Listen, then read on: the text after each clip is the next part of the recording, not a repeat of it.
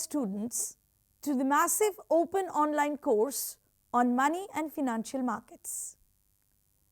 We are again today present in front of you with a different module altogether named Fisher's Theory of Interest Rate.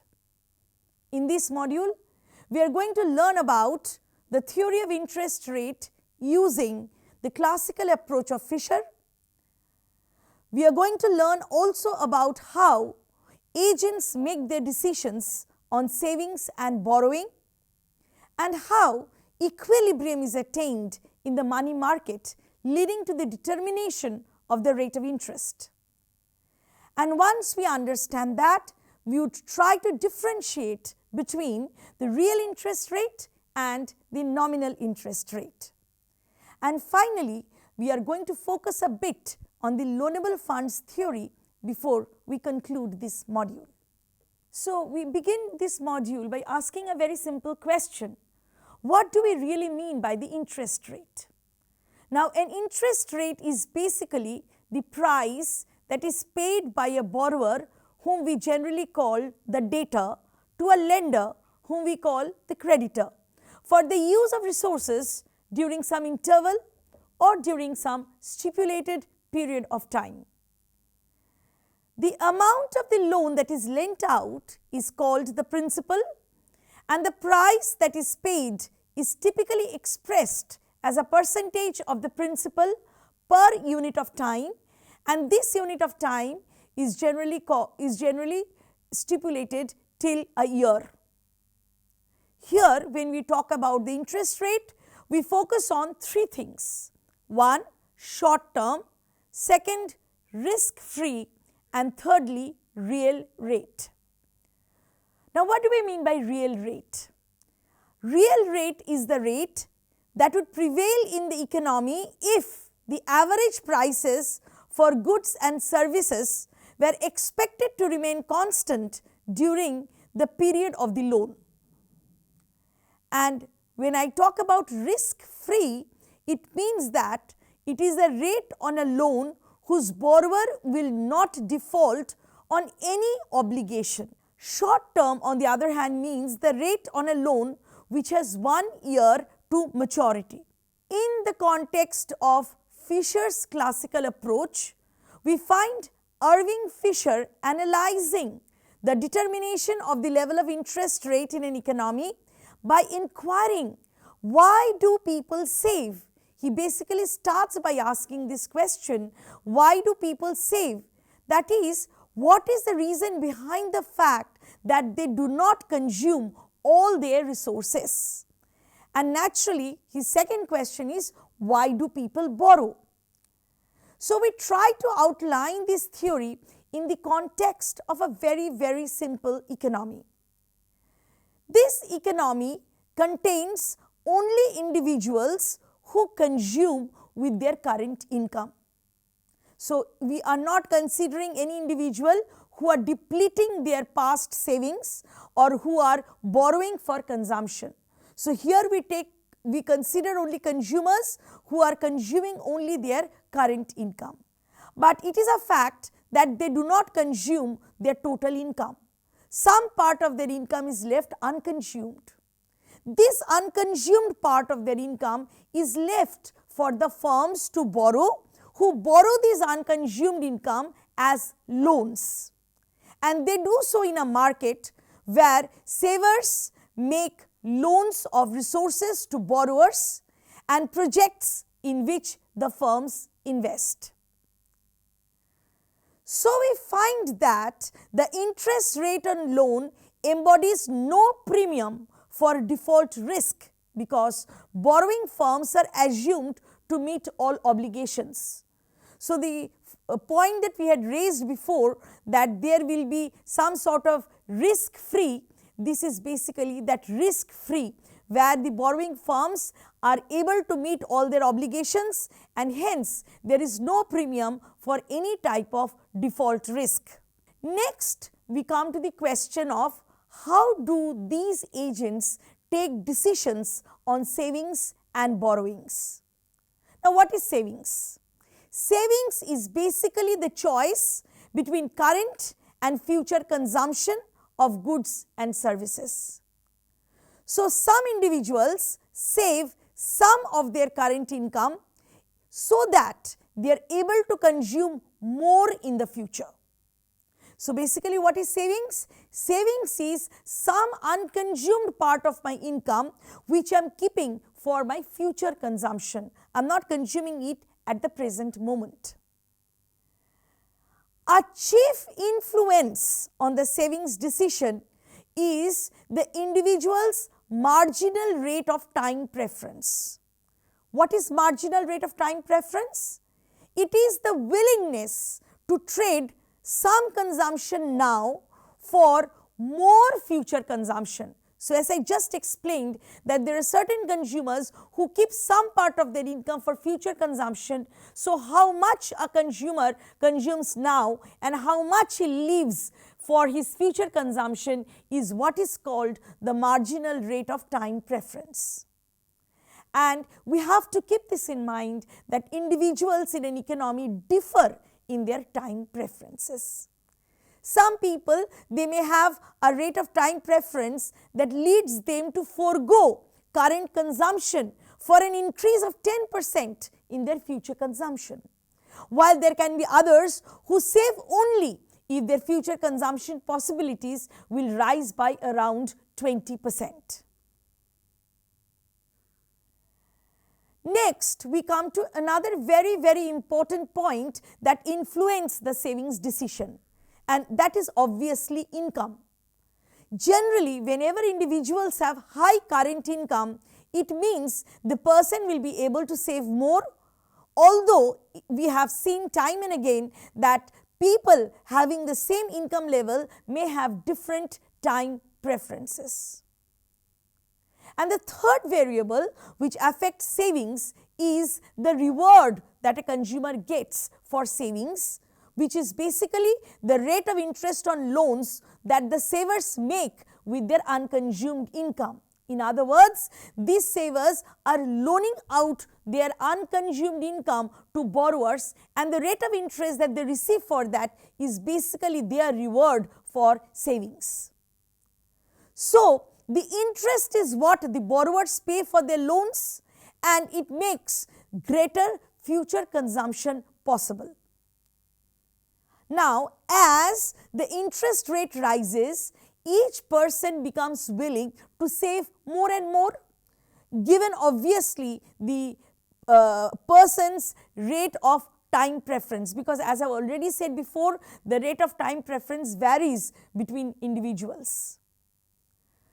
The total savings, that is the total supply of loans that are available in the market at any point of time, is basically the sum total of everybody's savings in the economy, and it is a positive function of the interest rate. So, as I have just said that if the interest rate rises, each person will be willing to save more. So, there will be more savings in the total economy. Hence, we say that the total savings is an increasing function of the rate of interest. The relationship between total savings and the interest rate is basically graphed, where as you can see in this diagram that we have taken on the vertical axis the interest rate, on the horizontal axis we have taken the savings or investment, that is basically the funds that we are talking about, and we can see the savings function here. The savings function here is a positive function of the interest rate, and hence as you can see in this diagram that it is an upward sloping line. The savings line is an upward sloping line. It is a positive function of the rate of interest.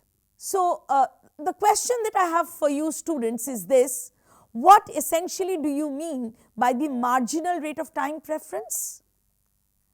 And what is the relationship between savings and interest rate? So, the marginal rate of time preference is the willingness to trade present consumption for more future consumption, and the relation between the savings and interest rate, as I have already repeatedly said before, it is positive, and that is why the savings function is an upward sloping curve. If there is no demand for borrowed resources, there will be no incentive to save because someone must be paying that interest. We all know that in an economy, firms do all the borrowing. They borrow from the savers so that they can invest in their projects. So, investment basically means directing resources to assets that will increase the firm's future capacity to produce. And this decision to borrow is the gain from investment. And this gain from investment basically is the positive difference between the resource which is used by a process and the total resources that it can produce in the future. And this gain obviously is not constant always, because there are some projects which will offer high gains, there are some projects which will offer moderate gains, and there are some projects which obviously will offer low gains.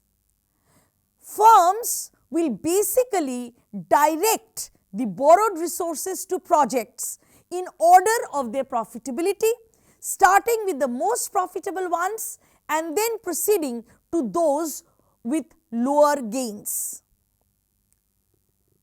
Now, as the amount of investment grows, we find that the additional gain falls because more and more of less profitable projects are accepted.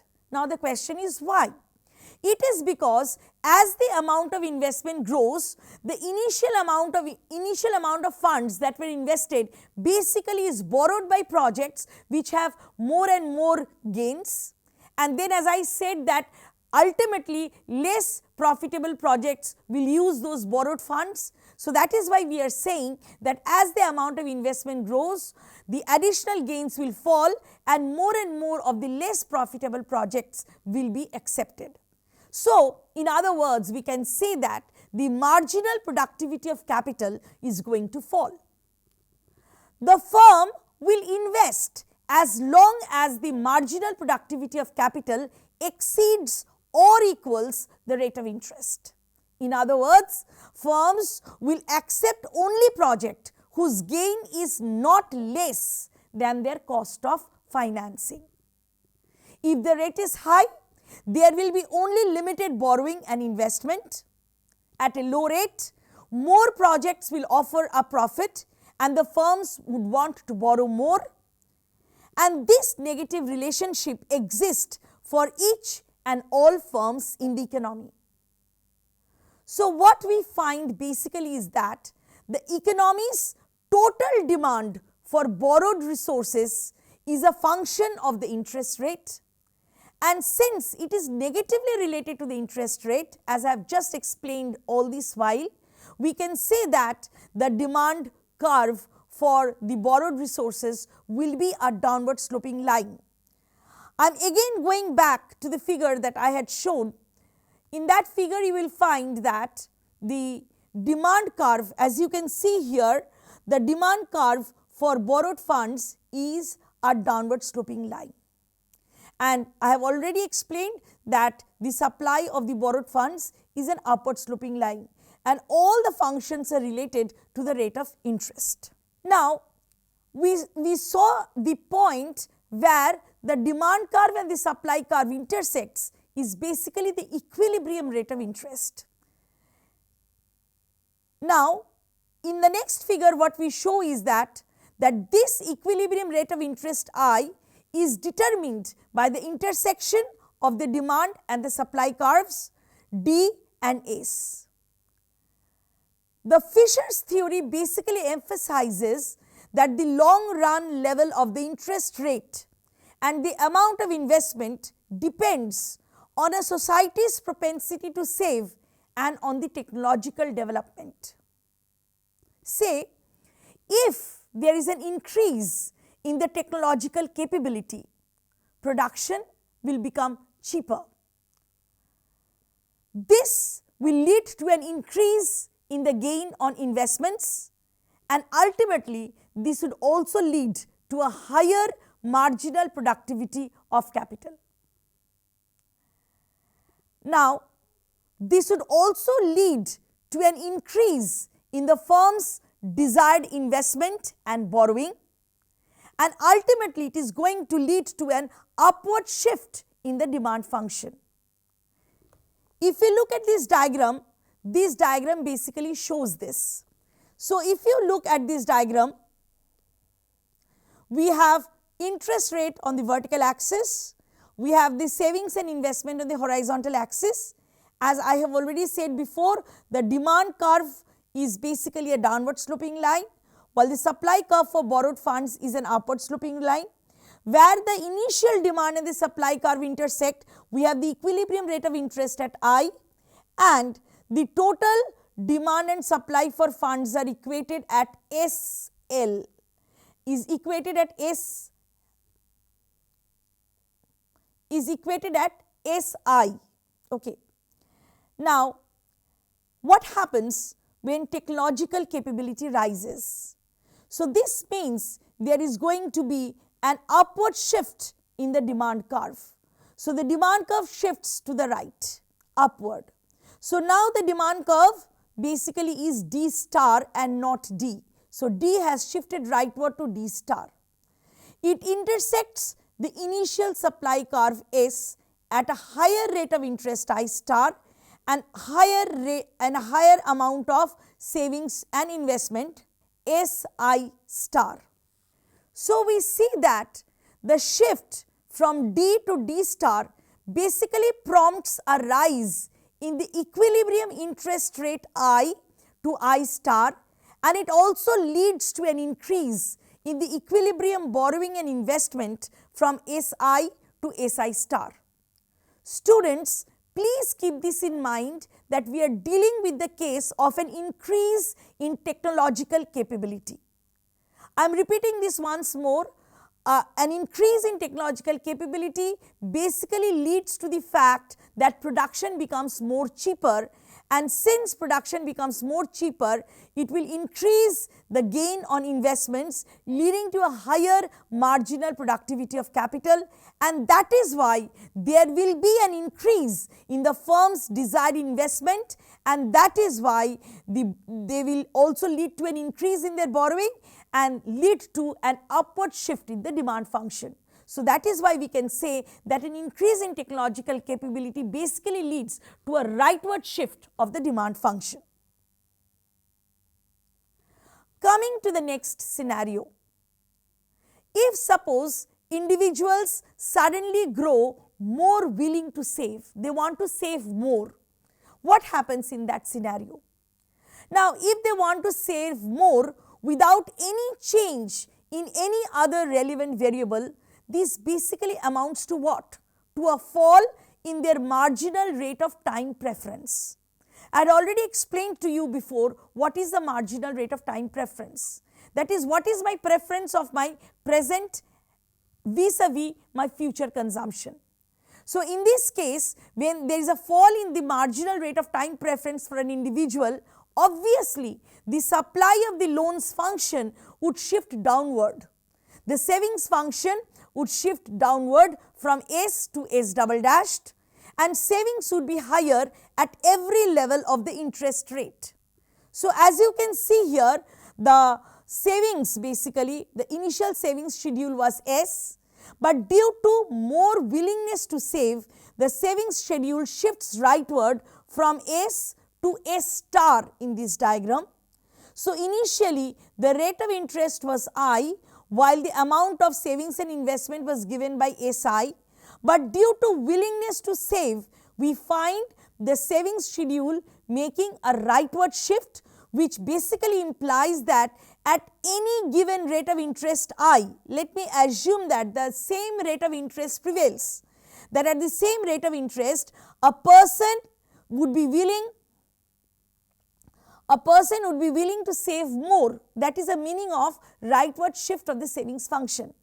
But in this case, as a savings function shifts rightward, there will be a change in the equilibrium rate of interest from I to I star, because the interaction of the demand curve and the supply curve, which gives us the rate of interest, we find that it has shifted down to I star, and the borrowed saving and investment funds would also increase from SI to SI star.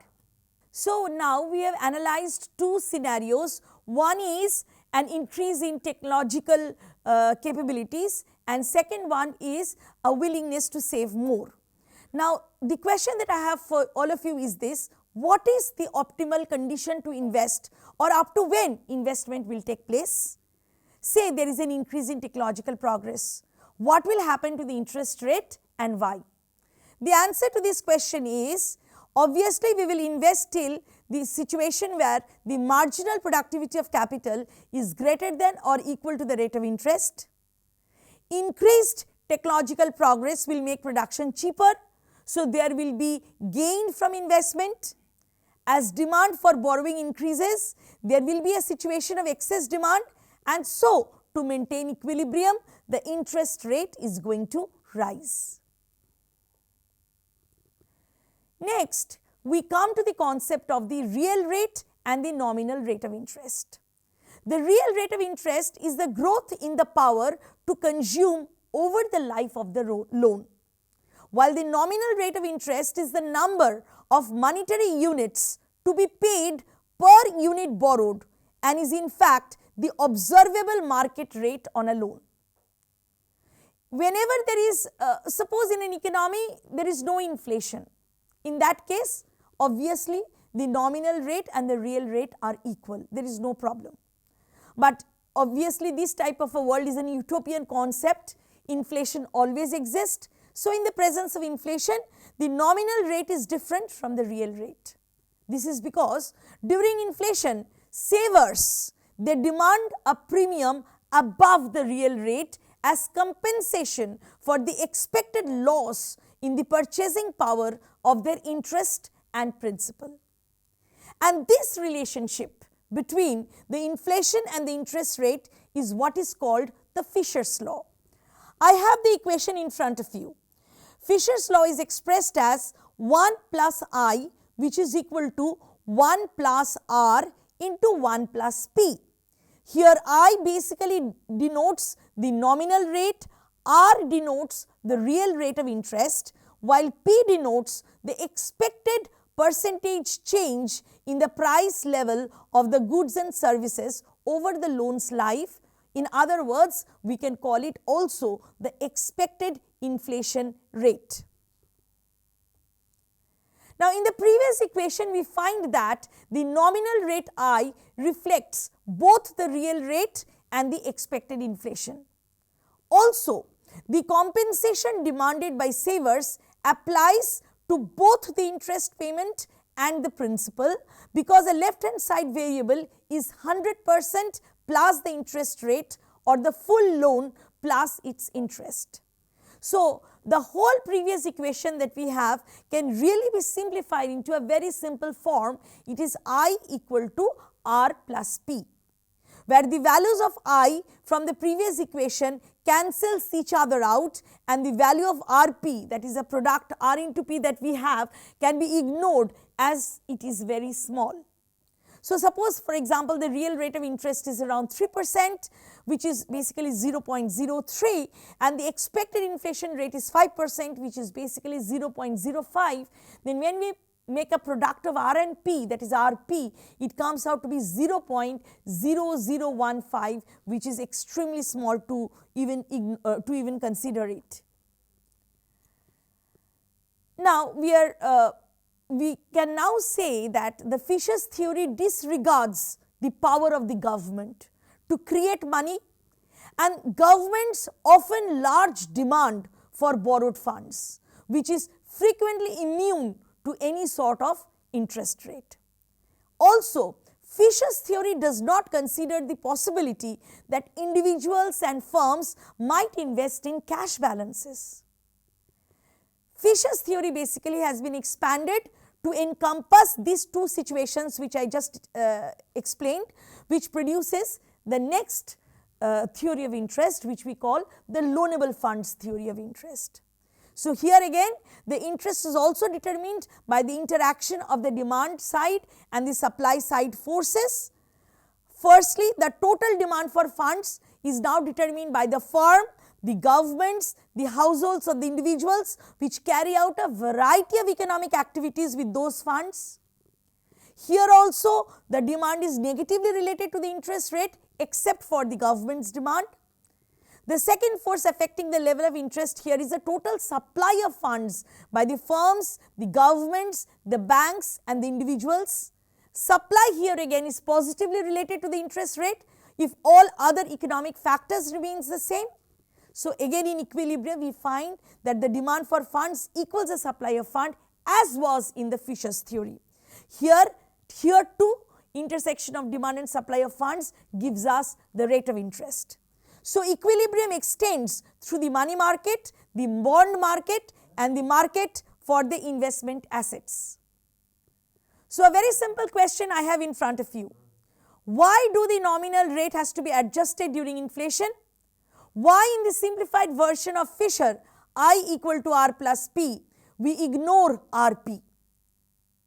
The answer is because during inflation savers demand a premium above the real rate as compensation for the expected loss in the purchasing power of their interest and principal, and we ignore R and P because we can take a very simple example and explain that. We can conclude this by saying that in Fisher's theory and Loanable Funds Theory we have seen how we can determine the interest rates. Interest rate is basically the price which is paid by a borrower to a lender for the use of resources during some interval or stipulated period of time. Savings is positively related to the interest rate while investment is negatively related to the interest rate. Investors invest up to marginal productivity of capital equal to interest rate. Note that they are free to invest when marginal productivity of capital is greater than the interest rate but not when marginal productivity of capital is less than the interest rate. Loanable funds theory basically extends the Fisher's model by incorporating the government sector, and government's borrowing doesn't depend on the interest rate. And in all these models we have excluded a very important point, the question of default on loans. The rate discussed here is risk-free rate either in its real or nominal form. Thank you.